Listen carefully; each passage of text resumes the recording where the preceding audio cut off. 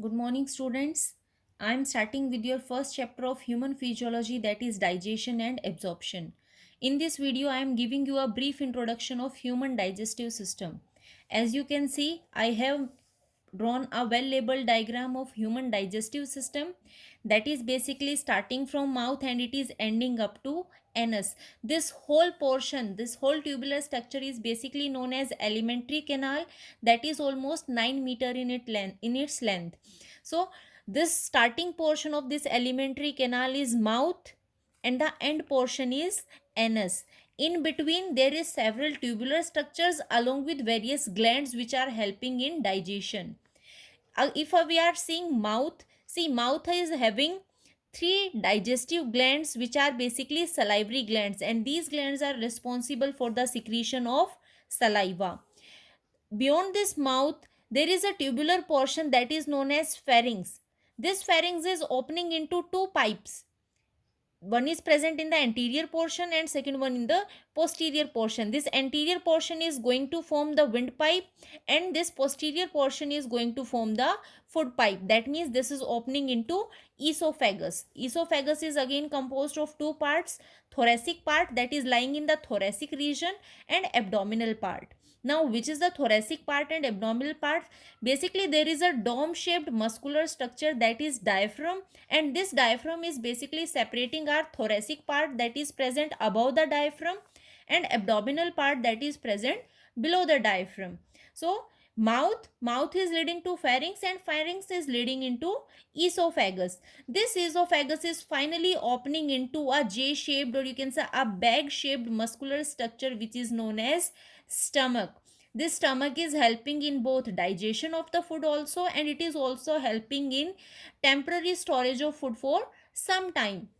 Now you can see here stomach is having two openings: the upper opening from where esophagus is going to open into stomach, and a lower opening from where stomach is opening into small intestine. The region that is forming this U-shaped structure, that is known as duodenum. This is the first part of small intestine, that is small in size and big in diameter. Now this duodenum is basically receiving two ducts. One duct is coming from liver and second duct is coming from pancreas. This surface, this portion is basically liver that is present near the stomach and opening into duodenum. I have drawn two lobes. This is a bigger one lobe of liver and this is smaller lobe. That means liver is made up of two lobes, and in liver there is a small bag like small structure present that is known as gallbladder, and the secretion of liver is being stored in gallbladder and finally it is coming out in duodenum. Again, pancreas, that is also a small leaf like structure. This is an endocrine gland and it is again opening into duodenum. So this duodenum is going to receive food and its secretion coming from stomach, from liver, and from pancreas. Finally, this duodenum is again getting highly coiled and now it is known as jejunum. And as we comes to the lower section, it is very narrow in diameter and extremely coiled, and this portion is known as ileum. So small intestine is composed of three portions: duodenum coming first, then jejunum, and then ileum. What is the difference in these sections?